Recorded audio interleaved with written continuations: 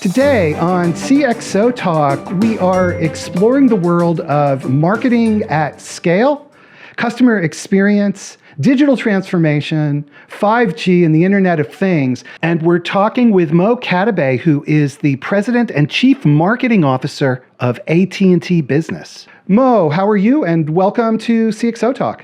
Thank you for having me. It's great to be here. So, Mo, let's begin. Please tell us about AT&T Business. Very good. So, AT&T Business is a key part of AT&T Incorporated. We have about $37 billion of revenue each year.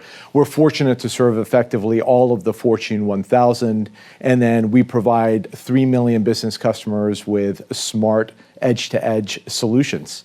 And you are the Chief Marketing Officer, and so what does that role encompass? Very good. So chief marketer at AT&T means the product teams work for me. So the people who are actually coming up with the products that we sell to our business customers, as well as what we call channel marketing, or how do we take those products and really craft them into solutions that work for each of our segments and each of our channels, right? So many businesses out there, about 15 million in the United States, small, medium, large, call centers, direct sellers, et cetera. So really thinking through how do we bring this to life? How do we create solutions for each one of those spaces?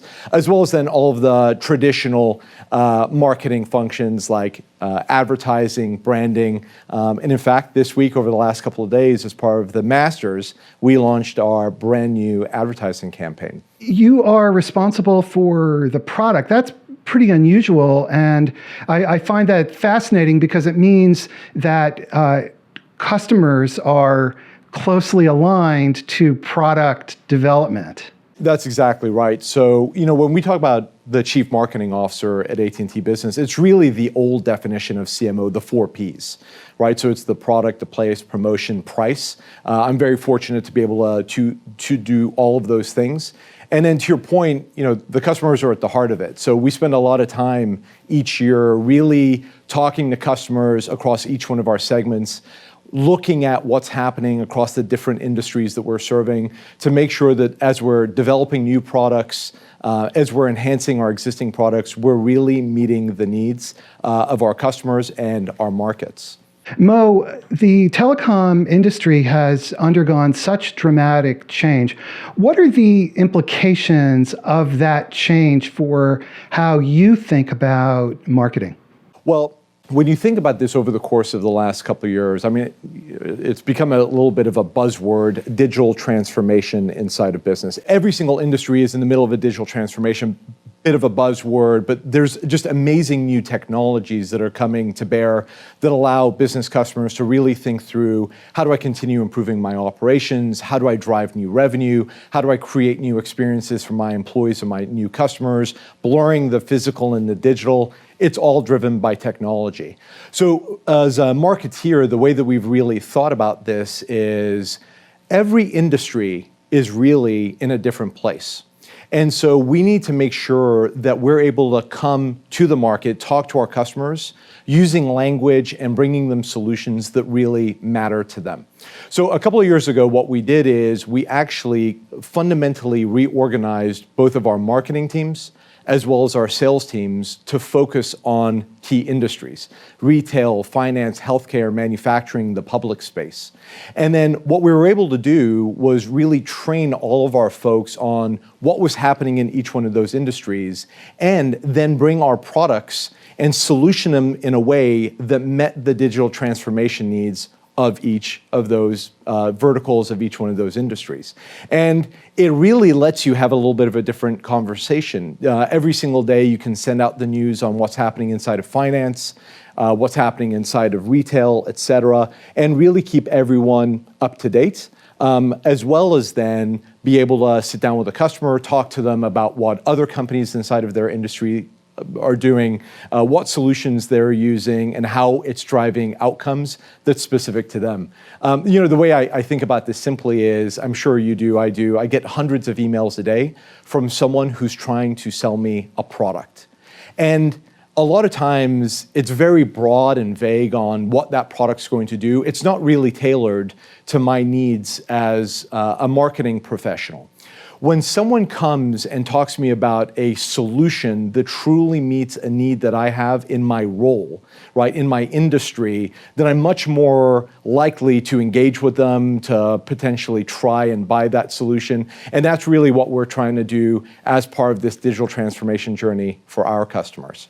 When you talk about digital transformation, what's the linkage between that and this focus on customers? Why are these two linked so tightly? You have to become a trusted expert. You need to be someone, as a salesperson, as a marketeer, that when a business customer is thinking about, hey, I'm thinking about this new technology, or I'm trying to solve this operational problem, or how do I create new experiences for my customers? You have to have a relationship. You have to be seen as a trusted advisor, both for their company, but also as an industry. And so by making this pivot, this shift, and really thinking through how do we bring both our core products inside of AT&T Business, as well as a best-in-breed third-party solutions in order to drive outcomes on behalf of those customers, we're able to do very, very interesting things. A good example of that might be in retail. Our bread and butter has been core connectivity, whether that's IP broadband, dedicated internet, Ethernet, MPLS. Now, when we go and talk to a retail customer, not only are we bringing that connectivity solution, but we'll also talk to them about their unified communications needs. How are you promoting collaboration both with your customers as well as your employees internally?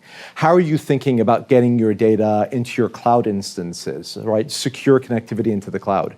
How are you thinking about disaster recovery for your cloud? Are you in one cloud or are you in multiple, public and private? How are you thinking about wrapping all of this in cybersecurity, your franchise locations, your network, your cloud? How are you thinking about IoT to bring new innovations and create new experiences for your customers, drive new revenue? By taking this industry-specific approach, we're able to go to large, medium, small retail customers, not just talk to them about one thing, but talk to them about an entire solution that can help them in their business, in their desire to stay competitive, to drive for growth. Would it be fair to say that the core of this broad strategy is that ongoing relationship with the customer? It has to be. I mean, the customer experience, the relationships that you have with customers they're paramount, right? They're core to what any business is doing in order to make sure that they're keeping their customers as well as growing it. And another way that we've brought this to life is how we think about how we brand AT&T Business. So a couple of years ago, we were known as AT&T Business Solutions, and we made a conscious choice to change that from ABS, or AT&T Business Solutions, to simply AT&T Business. AT&T Business Solutions really is about products, right? How you're serving the market versus how you're coming to the market to tell them about what you're capable of doing. We launched that with a campaign that we call the Power of And, right? You can have both efficiency and effectiveness. You can have speed and quality. You can have connectivity and voice. You can have IoT and security. And then a year later, we moved to what we call edge-to-edge intelligence, which is the way that we communicate to all of our business customers today. And this is a campaign and a message that really brings to bear that AT&T Business is uniquely positioned to help every business out there, no matter what their size is, make sure that they stay competitive and to drive growth, whether that's solutions that are needed at their branches, their premise locations, their wide area networking needs, their voice needs, their cloud, cybersecurity. And it really is a new way of talking to our customers and helping dispel this belief that we're just a communications company. We have very much become a technology company. The solutions that we're bringing to market are unparalleled and frankly incredible and can drive amazing benefits for our business customers. As you have been rethinking this relationship to the customer, it sounds like the tentacles, the implications of this are extending throughout every part of AT&T through the technology that you develop, the products that you define, the stores, and everything else as well. That's exactly right. So we work closely, AT&T is a very large company. We act as one family internally. And so whether it's from a development perspective, we talked a little bit earlier about we actively communicate with our customers every year on what their needs are, where do they see their businesses going, what are key opportunities and challenges that they're working on. That helps us steer, what we think of as our capital development roadmap to make sure that we're continuing to invest in the right places. And we do that across our technology organization, our product groups, the way that we market that to our sellers, and then the way that our sellers talk about that with our customers. And that could be in call centers, in our regional direct sellers, as well as for larger customers where they may have dedicated account managers. The notion of customer experience, again, it sounds like you're defining very many of the activities, if not all the activities of the company, around that reference point. That's exactly right. So when you think about the customer experience, it starts with, how was my initial interaction with the person who came to me to talk about a solution? So we've been doing a lot of investment, not just in the end customer experience, if you will, but the seller experience, right? The customer experience begins with the salesperson that they're interacting with. How do we make it very simple for our sales leaders, our seller community to be able to have conversations about the outcomes that we can drive for our customers, and then all the way through to provisioning, right? How does it look? How long does it take? What's the cycle time to get that solution up and running, making it really seamless, being able to communicate with our customers along the way so they know what's happening. And then, of course, ongoing life cycle management, if you will, right? So once a customer is established, they're provisioned, they're up and running, they're enjoying the service, how do you make sure that you're making it really simple to be able to go in and digitally look at your bill, make changes to your service, order new things, get all the details that you need. We made some material investments in something that we call our on-demand services, which give our customers the ability to go in and remotely manage many locations, download services to power their premise locations like it's software, to be able to scale up and down the amount of capacity that they're using. Story that I love about this, being chief marketing officer, get to visit with a lot of customers, and one of the things that I love to talk to them about is, how are you using the services? Why did you buy this particular solution? And there was a HR company that basically what they did is, for small and medium-sized customers, they were their outsourced HR, payroll, et cetera, for companies that didn't want to do that kind of in-house. And so they were subscribing to some of our on-demand services, including seamless, secure cloud connectivity. And what they would do is, every other Friday, they would go in and scale up the amount of bandwidth that they needed. So basically on payroll day, they would go in and they would expand out the capacity that they had available to them. And then off peak on the other days of the weeks, they would scale it back down. So they only had to pay for the capacity that they needed. I mean, this is a fundamentally different way of thinking about both networking and being able to move workloads into the cloud. And they loved it. It worked for them. It was amazing. And I love that story. And they do the same thing kind of once a year for a whole month, when there was the enrollment process for benefits for the following year for their customers. Mo, as you are thinking about driving this kind of change through AT&T, how do you go about reorienting such a large organization to place the customer as that reference point, as you've been describing? It starts, I think, for any business on, how are you structured organizationally? And then what are the key metrics by which you measure those organizations? And so for us, it really came back to a couple of years ago, fundamentally reshaping not just sales, but the way our marketing organization to really tightly couple together our marketing team with our sales organization to make sure the customer, based on the industry that they were in, was at the heart of that. It also was about how are we investing in digital tooling, both for our sellers to make the selling experience very simple for them, the provisioning process to take out cycle time, and then the digital tools by which our customers could come in and then engage. And if they wanted to call someone, it was absolutely an option for them. If they wanted to engage with us digitally, they could do that as well. And just continuing to give more and more capabilities to our customers, both for being able to buy online. If you look at kind of the course of the last year, we've taken products that customers could never buy online from any communications company and have made those available, whether it's our DirecTV TV services, whether it's premium business class dedicated internet, whether it's cybersecurity solutions, whether it's voice solutions. These are things that historically no company was offering online. And we're seeing really strong engagement from our customers on a desire when, hey, I don't want to call a call center, I don't want to talk to an account person, I just want to go in and manage these things themselves, is really understanding the ongoing dynamic of the change of the business buyer and then making sure that you're meeting those needs. And you actually, I mentioned it a little bit ago, we just launched a new advertising campaign.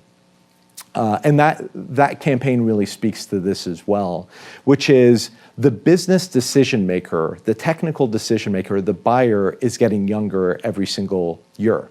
About a third of millennials now tell us they are the sole business decision maker for their company. And over 40% say that they're actively involved as part of the decision making, right? So again, smaller businesses, medium-sized businesses, the larger you get, the more decision makers and influencers are out there as part of the buying process. And so it's important for us to, as you think about this generationally, you have an entire generation of business decision makers that have grown up with consumer experiences. And consumer experiences over the last 10 years have just become so much simpler, digitally enabled, and from the way that we think about talking to them and investing to meet their needs, back to your point of putting the customer at the center of everything we do, it's really about optionality, right? Digital buy flows, digital self-serve, ability to call in, ability to ask for more information online, and enabling all of those things for those customers. Mo, we have a question from Twitter, and Sal Rasa asks, why do you think some organizations still consider communication to be a soft issue that's not connected to the bottom line, and what kind of cultural shifts are needed to address that? I'm going to interpret that question as meaning internal communications within an enterprise or a business. And I think I can just tell you my approach to this, right? And the way that I think about this, which is most of us spend more time at work than anywhere else, right? I've got a couple of small children. I have a wife that I love and adore. And I realized a few months ago, driving into work, that I actually spend more time with my boss, my supervisor, than I do with my wife. And it was an incredible realization for me. And I kind of laughed out loud. I called my wife. I talked to her about it. And as I was thinking about this and I was driving in, I realized it's so important for anyone who has the opportunity to be a leader inside of an organization to create a culture where people love coming to work, right?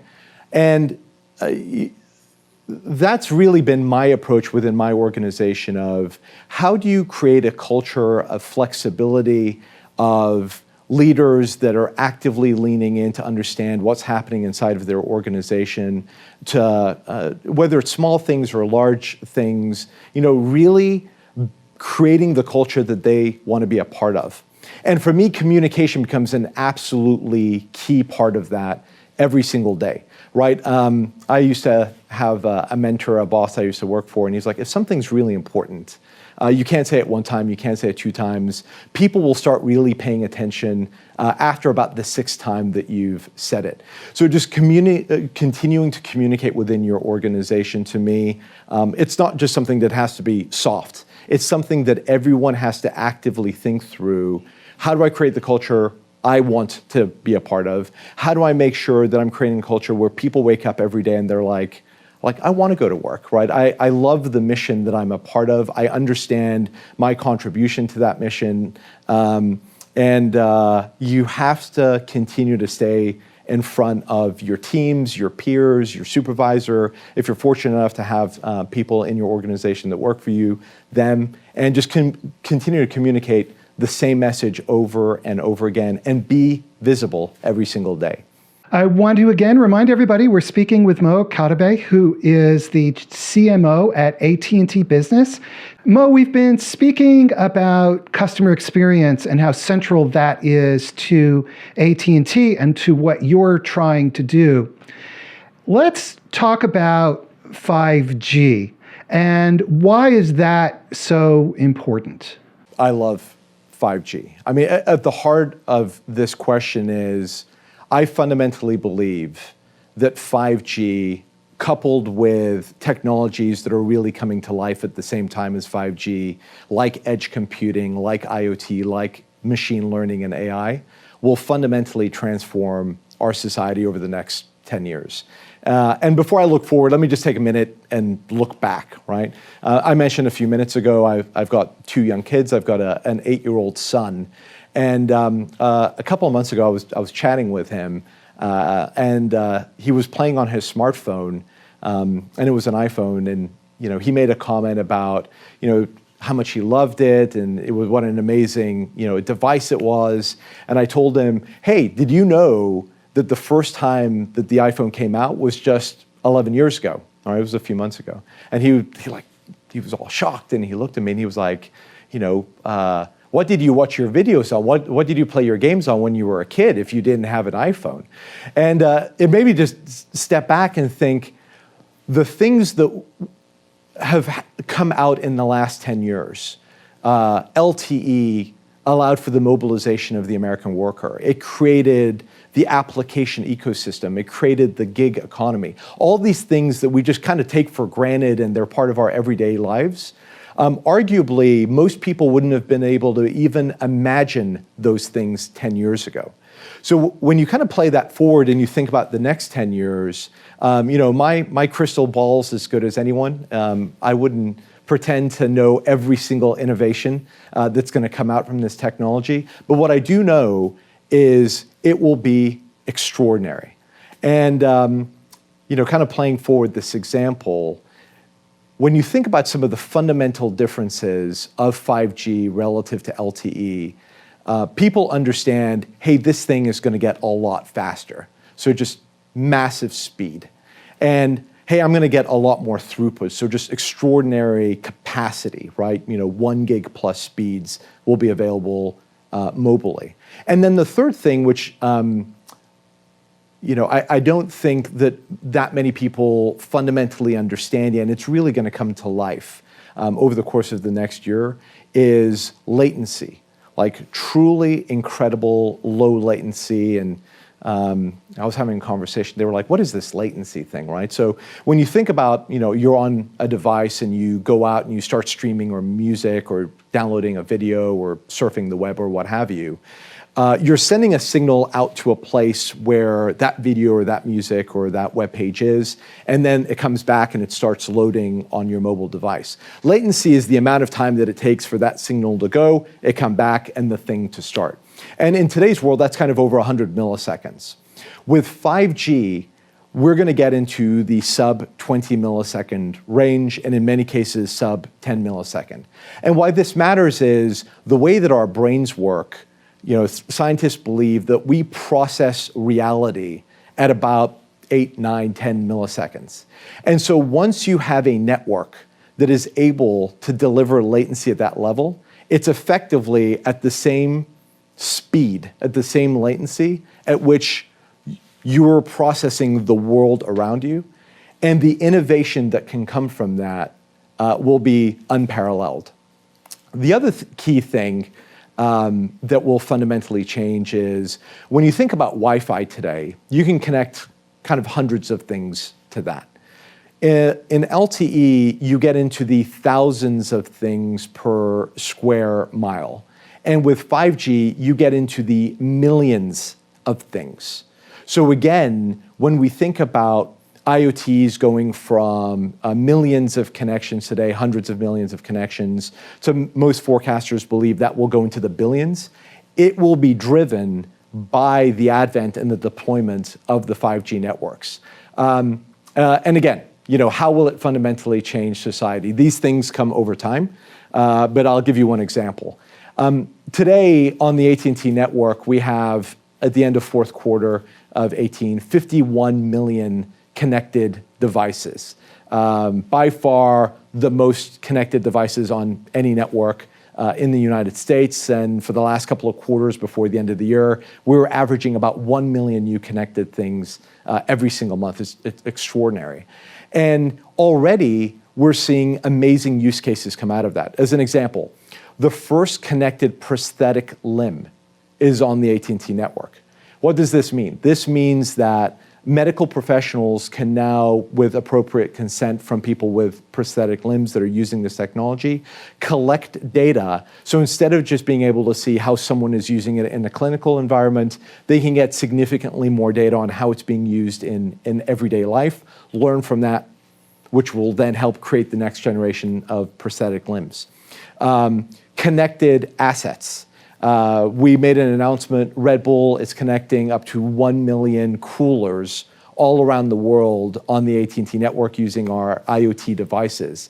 And this allows them to know, hey, where is my cooler? Did someone pick it up and walk off with it? It lets them know when the door to the cooler is being opened so that they can improve their logistical supply chain on when do I need to go refill that cooler with Red Bull. It allows them to monitor the temperature inside of it. It's very important to them that people are buying their drink at the right temperature, that it's kept constant.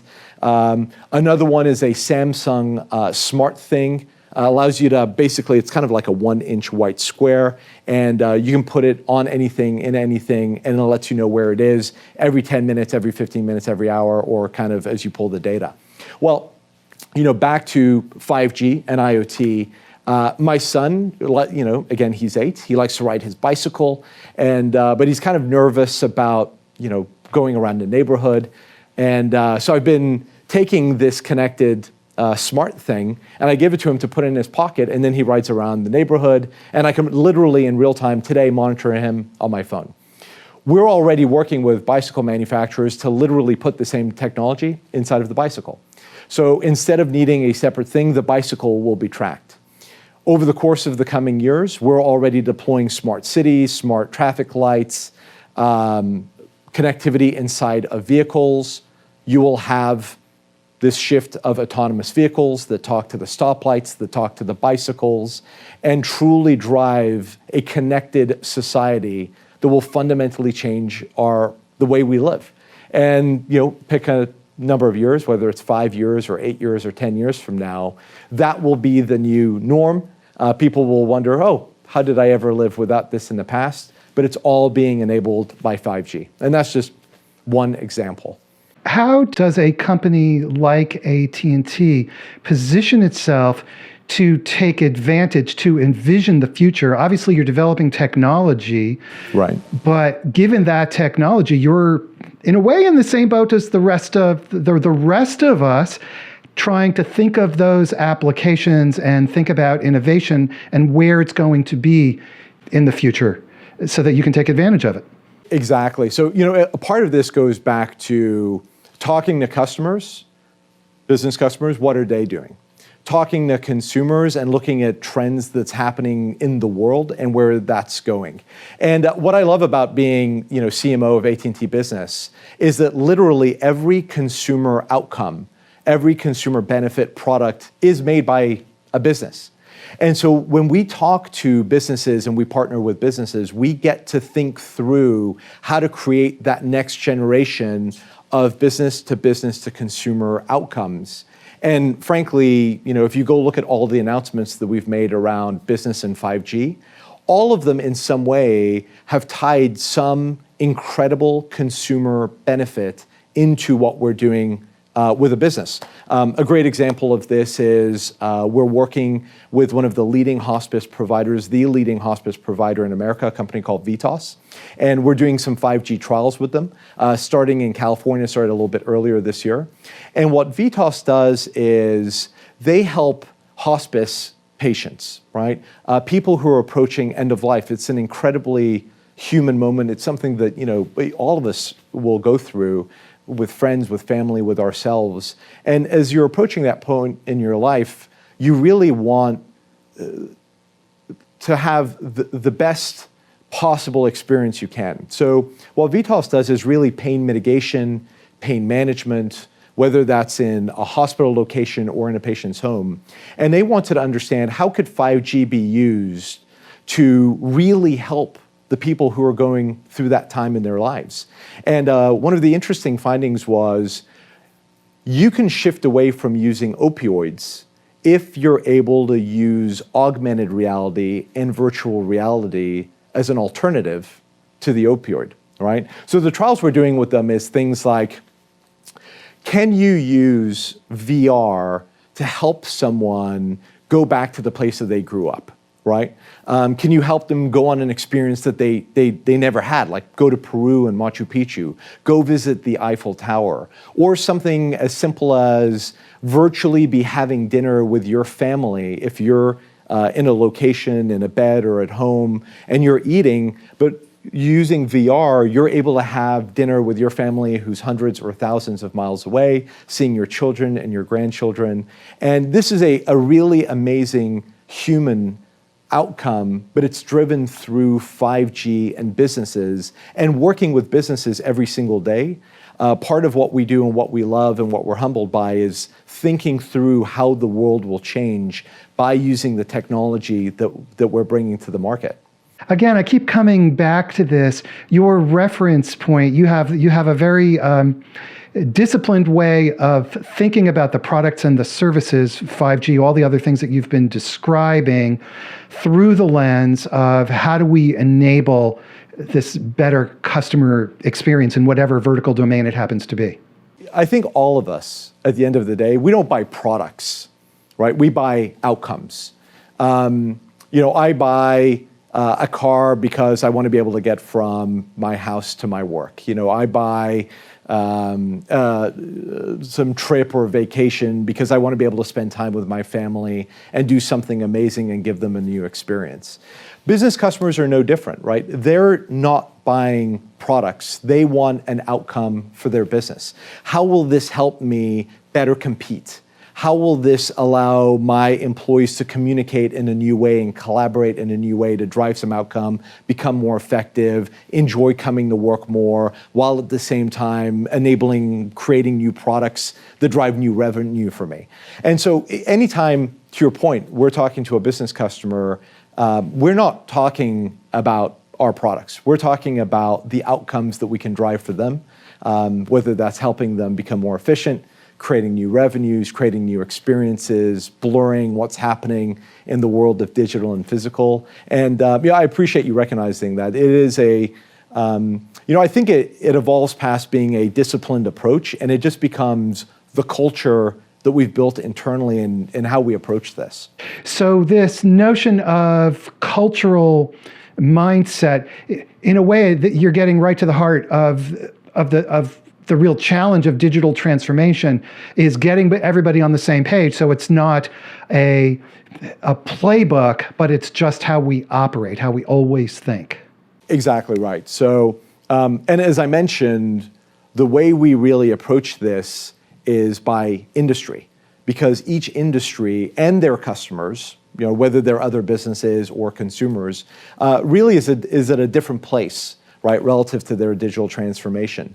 One of the amazing things that we're doing in manufacturing, we haven't really talked about that as an industry, is we're talking to them about 5G and a technology that I made a brief reference to earlier that's called edge compute.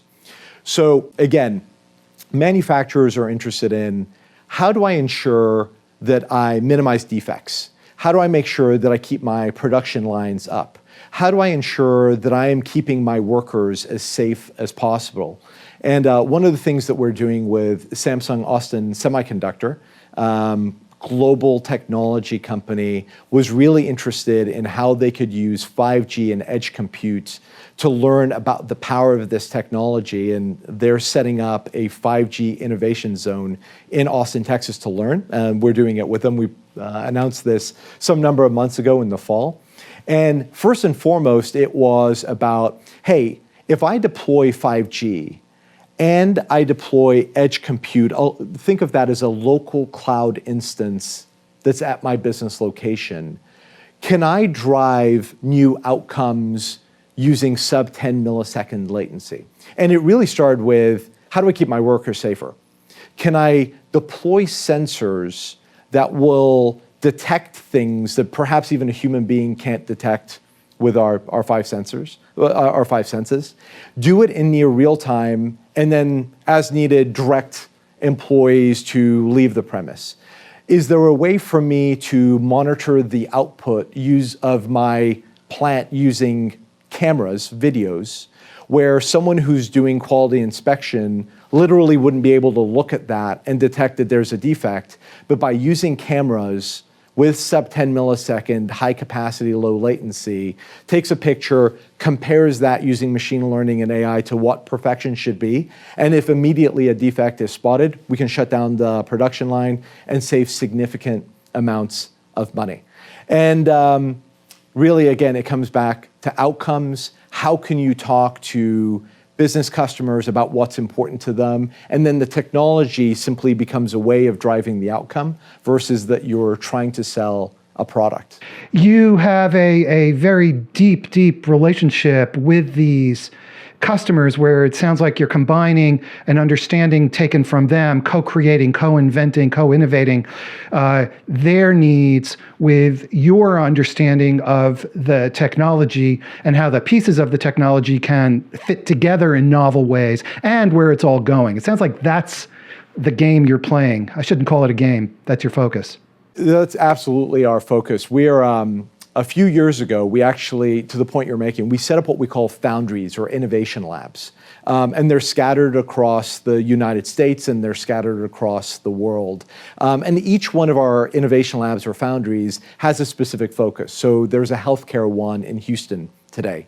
There's an IoT one that's in a suburb of Dallas called Plano. We have one focused on automotive in the Atlanta, Georgia area.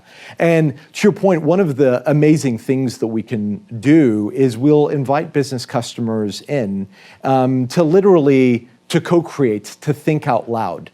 And so many amazing innovations have come out of 1 or 2 or 3 day sessions where people literally come in and we show them lots and lots of examples of what we've created before. A lot of these IoT innovations I talked about a little bit earlier have come through this process.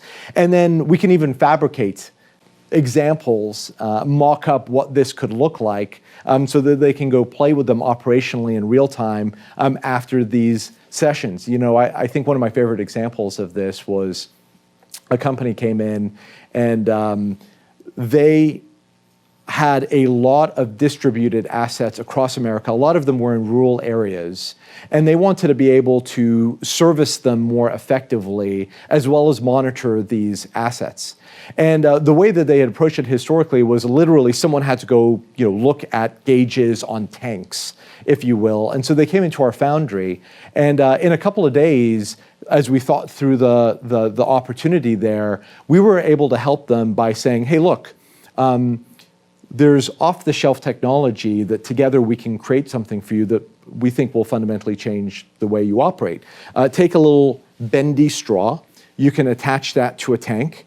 You can put a cell phone type camera at the end of this. We can power it with a small module that's connected to our cellular network. That camera looks at the gauge, and every X seconds it takes a picture of it. That picture is sent to a cloud instance. We use optical character reading technology, OCR. It's been around for decades, to convert that picture into text. Now, all of a sudden, you can do this across thousands of instances across the country. On a regular basis, be sending this information into a cloud, and via a simple portal, be able to monitor all of your assets. And this was a fundamental game changer for them in terms of the operational efficiencies of their business, and they loved it. And to the point that you made, really this co-creation process with businesses, and then ensuring that we're able to understand each one of those by industry and continue to replicate them and talk about them is absolutely core. Can you share advice for companies, folks who in business who are listening, and they want to adopt this kind of, I'm not even sure the word, customer centricity doesn't quite capture it, customer focus, customer experience. What advice do you have for these folks? Well, I'll answer that two ways. I'll say, if anyone is interested in the things that I've referenced, in the short term, right? One of the challenges, if you will, that I always give business customers when I visit with them is you should really look at where cost pools exist within your company. Like, what are you spending money on? And look at IoT as a technology that can help you with your cost. IoT it's here. As I mentioned, 1 million new connected devices on the AT&T network every single month for the last 6 months of 2018. The outcomes that are being driven through that across every industry, no matter where your company is, whether you're in healthcare, I talked about connected prosthetics. I can give you examples all day long of just amazing things, outcomes in the field that are being driven by connected medical devices. Whether you're in retail, and you start to think through digital signage, how do you compete with physical locations, with web startups, et cetera. IoT is a core technology that can help you take out costs and allow you to create entirely new experiences. And if you do a simple Google search on AT&T Business IoT, you can go to our digital properties, learn more about this, and then engage us, and we're happy to reach out to you. When you think about then how do you engage and improve the customer experience inside of a business for your end customers, it really becomes a question of how can you apply both the cultural things that we've talked about, engaging your employees to be part of that journey. Your employees have the best ideas on how to improve the customer experience. As we've gone through this journey, and something we do every single year, I talk to our frontline sellers on a regular basis. Every time I travel, I meet with our frontline sellers. I meet with our frontline operational people on where do you see are the opportunities for us to lean in and help you and make investments to improve your experience and the end customer. And then create a culture where people love to come to work. Ask the questions, whether it's an anonymous survey, create, culture committees where people can gather up information from the teams that they work on, and then listen to them, and then take action, communicate out the actions that you've taken to keep improving that culture. Your employees are priority number one, who in turn drive the end customer experience. If your people are happy, all the studies show your revenue will be higher, your end customers' experience and their satisfaction is going to be higher. It's a no-brainer. Wow, you've just given us a college-level course in about 30 seconds on digital transformation. Mo Katibeh, thank you so much for taking the time with us. I really appreciate it. Thank you. Everybody, you've been watching CxOTalk. We've been speaking with Mo Katibeh, who's the CMO of AT&T Business. Be sure to subscribe on YouTube and go to our website and subscribe to the mailing list. Thanks so much, everybody, and have a great day, and we will see you soon. Bye-bye.